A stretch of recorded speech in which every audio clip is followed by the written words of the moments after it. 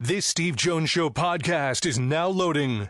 The Steve Jones Show podcast is presented by Sunbury Motor Company, Purdy Insurance, Brewers Outlet, and NIL Game Changers.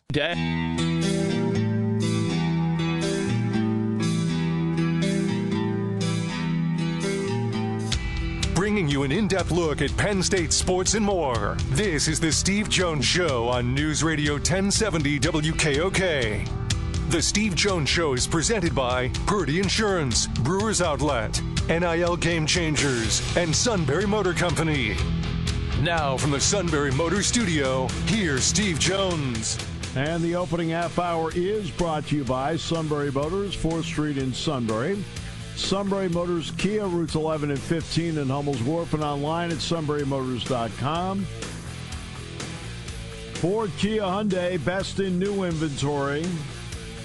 Great pre-owned inventory with the Sunbury Motors guarantee.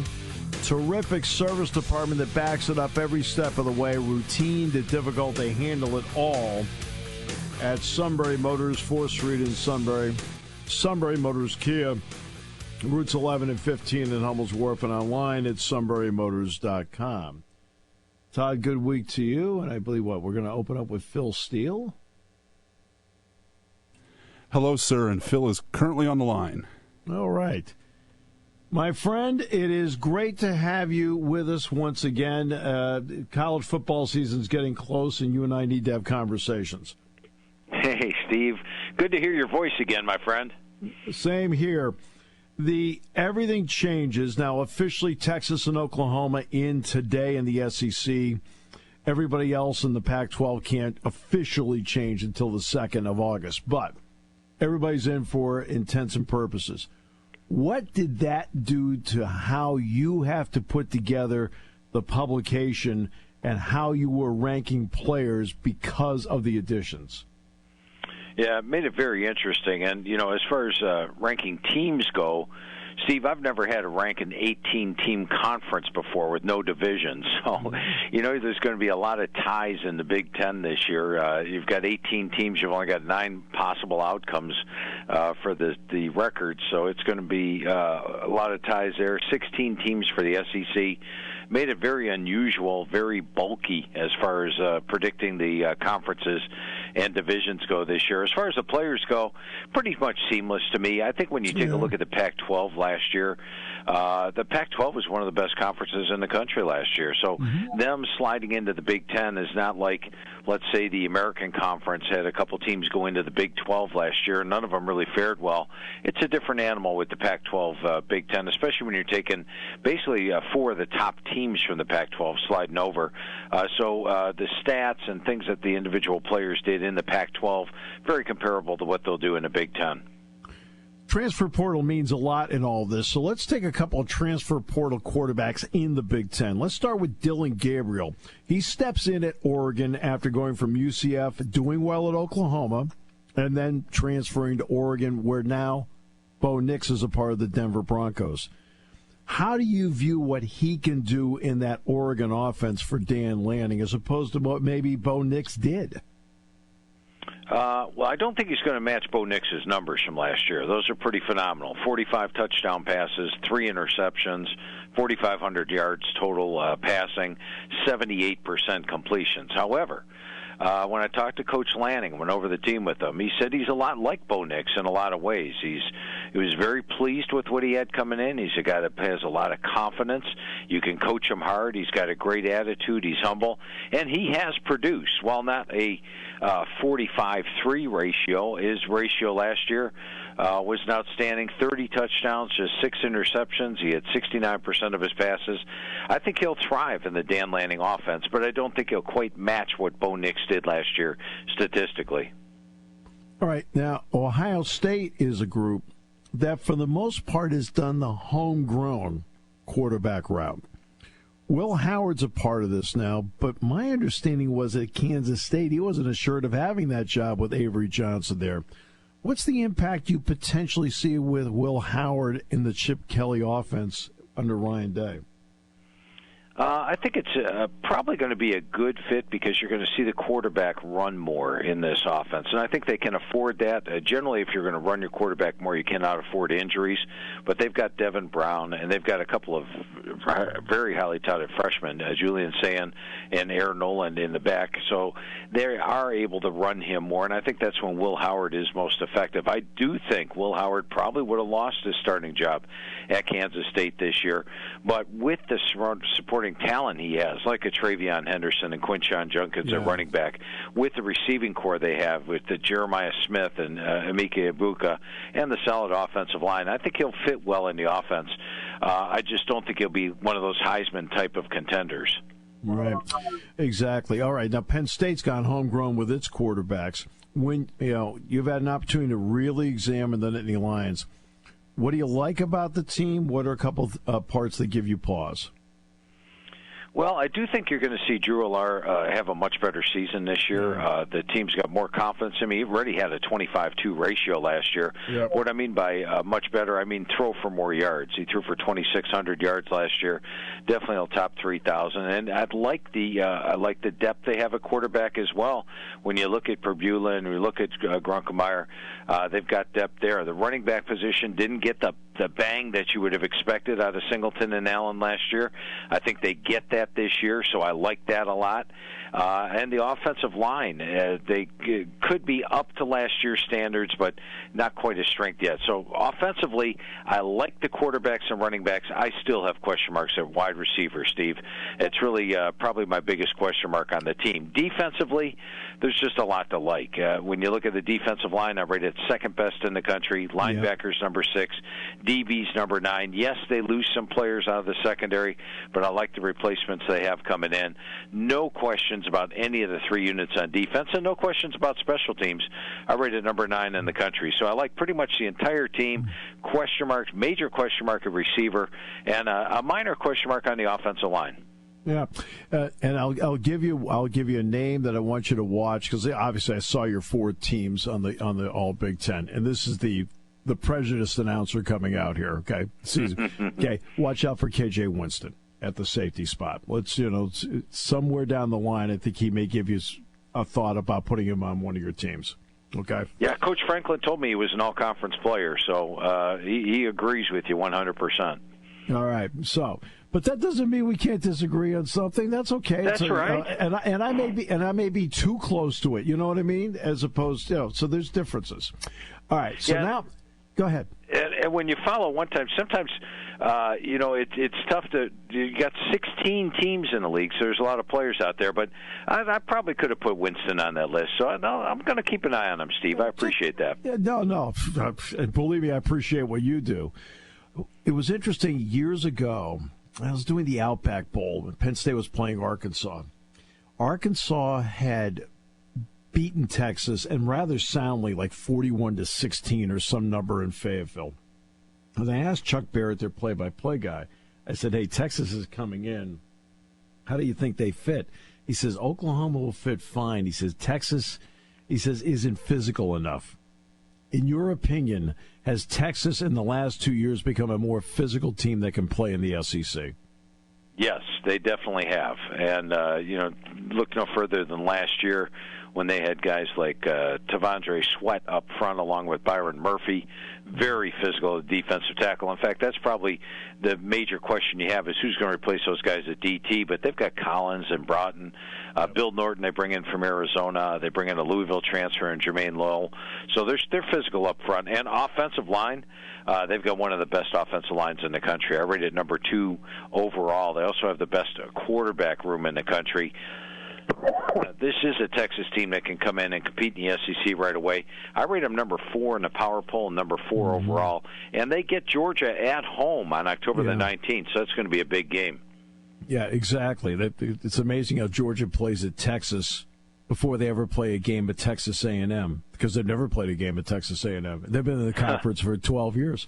So it's the strangest thing. How they do their business is very interesting. Right, so now let's get to the Oklahoma part of it. Oklahoma's coming off one of those. They beat Texas, but they had one of those rather interesting seasons. Where do you see them standing with all new opponents? Well, I'll give you two ways that I view Oklahoma, Steve. The first one is my power poll, which is the overall talent they have on the team. I rate them number 7 in the country. When you look at them, it's Brett Venables' third year. I've gone over the team with Coach Venables each year, and you could see this defense is loaded this year. It's much different than when he first took over. And, his defenses are a little complex. Third year, these players all know it inside and out, led by Danny Stutzman at linebacker, Billy Bowman at strong safety. They're going to have a heck of a defense. Offensive line is probably my biggest question mark. They lose 5 offensive linemen from last year's team, but Bill Bedma is still there as the offensive line coach. He's one of the best in the country. And Coach Venables told me he feels good about the offensive line. Now, Jackson Arnold didn't have an overwhelming bowl game, but I think he will fit in well. And the receiving core and running backs are solid. So this is a very talented team. However, they draw the SEC's toughest schedule this year. They basically play all the big boys, with the exception of Georgia. They play Alabama, LSU, Ole Miss, Texas, Auburn on the road, Tennessee.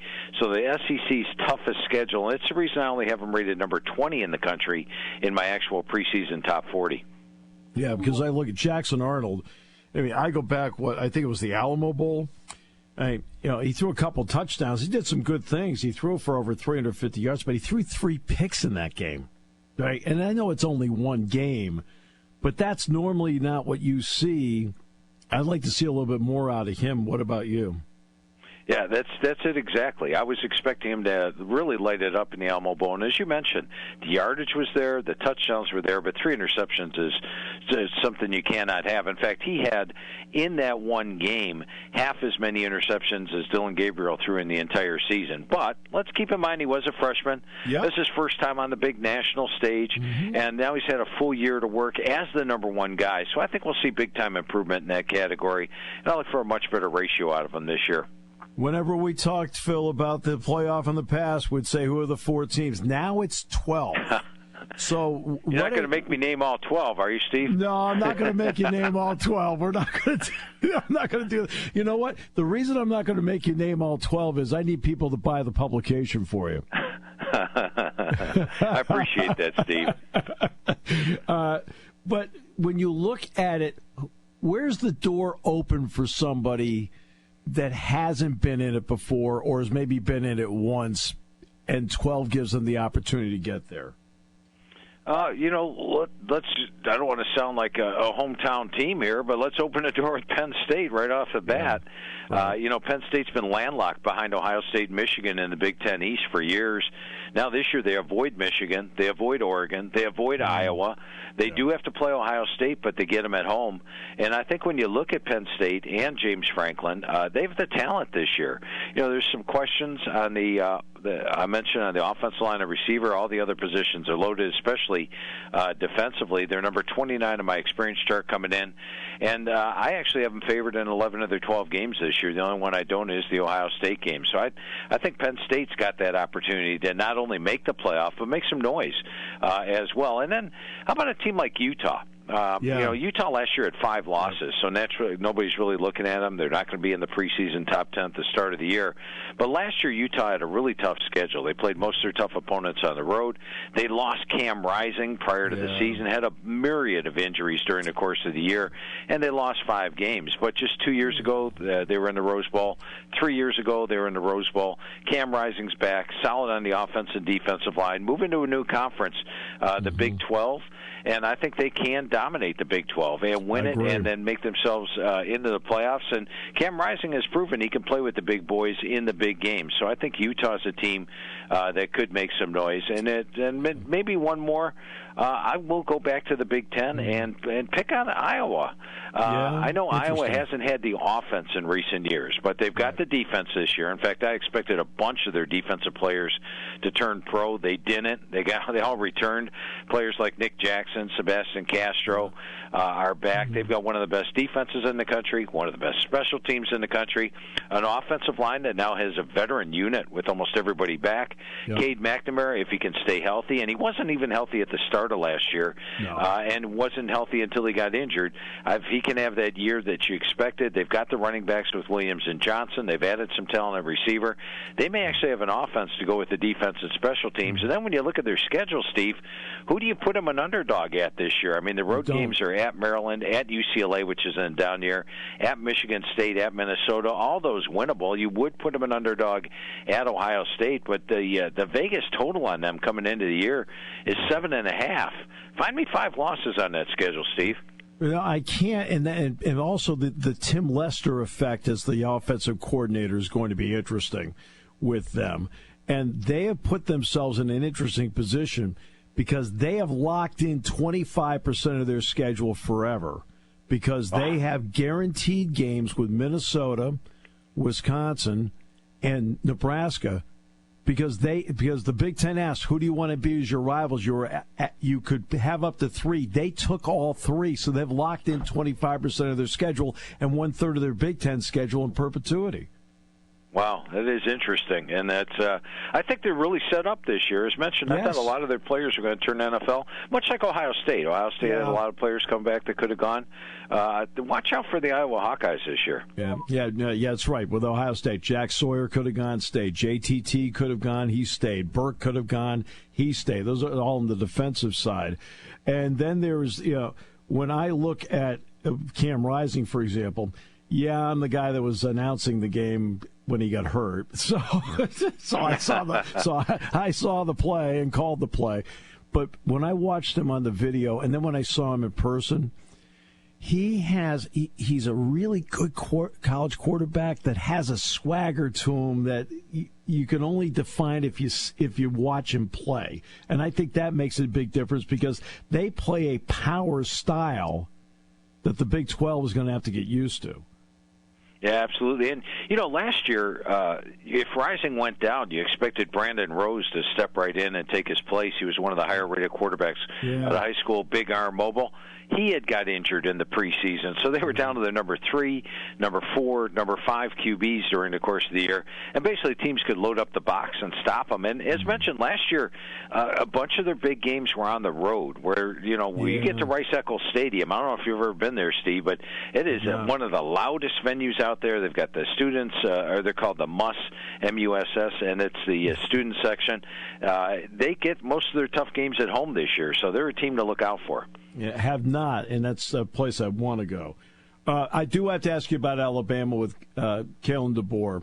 It's been interesting with them, and now when you talk, I'm sure you talked with him as well. What was the impression he had of his team? Because it's not as if he's never been to a national championship game. Last time I checked, that was January.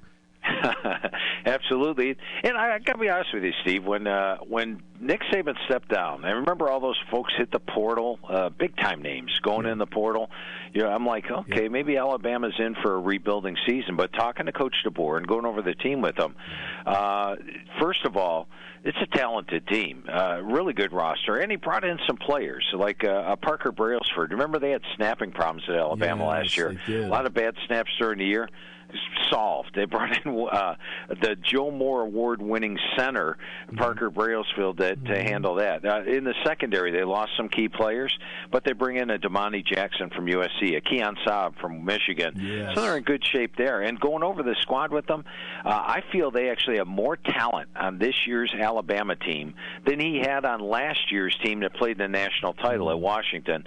And keep in mind, he's 104-12 as a head coach. And my first question to him, Steve, was what's it like taking in this, filling the shoes of a legend? How tough is that? And he says he can handle it, and he's pretty confident about that. So I liked everything about going over the squad with them. We talked for at least an hour going over the team, and I think they're going to be a surprise contender. I think a lot of folks are writing them off because Nick Saban's gone, a lot of talent left, but they have a lot of talent there, and Kalen DeBoer can sure get it out of them. Beware of an Alabama team that you're like, okay, we're okay now. Beware. I know Caleb Downs is with Ohio State, but Saab's a good player. Came in from Michigan, I believe, if I remember correctly. Yep. So, hey, absolute pleasure. This went by in a blink as usual, and we will catch up again, I hope, before the season starts. Well, we better, Steve. I mean, as you mentioned, I could have swore we just got on the phone here, and we're done with it already. So, yeah, we should definitely do this more times. Thank you, Phil. You're the best. And, again, his publication get it, and the primary places they can get it would be? The only places you can get it are Barnes & Noble and Books A Million. Those are the only two places that you can go out and get it. So save your gas money, Barnes & Noble, Books A Million exclusively, or philsteele.com. And when you go to philsteele.com and get the hard copy, we give you the digital copy for free, and we actually update the digital all the way through September. So Barnes & Noble, Books A Million, philsteele.com. Absolutely. Phil, thank you so much. We'll talk soon. Sounds good, Steve. Have a good one, my friend. You too. The great Phil Steele. Honest to goodness. I mean, we could have gone on and on and on. He's fabulous. Hey, if you had the time, I'll listen to you. It was unreal. There's some people that can talk on and on and on about a subject, but enough of the suit when it comes to the Indy 500. Phil Steele on college football, I can listen for hours. He knows everything about everybody. If I were to bring up Conference USA or the Mid-American Conference, he could have run it down for you.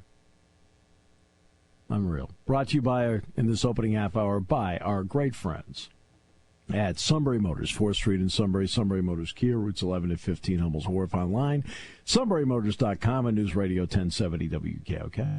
Party time, game time, or just fun time. Doesn't matter what time it is, because it's Brewers Outlet time. The Beverage Supermarket has the area's largest beer selection. Imports, microbrews, ciders, and domestics. Pick from over 100 ice-cold 12-packs and dozens of 24-ounce singles. Soda, snacks, hot sauces, fresh roasted peanuts. Make it one-stop party shopping, and don't forget the pickle bar. So whatever you're celebrating or just doing it up, Brewers Outlet, Reagan Street, Sunbury wants to see you. And thank you for your years of patronage. You want a unique way to display your brand. You need a team of seasoned experts to work with. You want to reach customers who buy. You want NIL Game Changers, a versatile consulting agency powered by former student athletes and coaches who work as NIL sports agents. NIL Game Changers will help you build powerful relationships with customers through compelling stories, with student athlete influencers as your leading edge. Finally, we'll equip you with the right media to drive your success home. NILGameChangers.org, building meaningful relationships with your customers.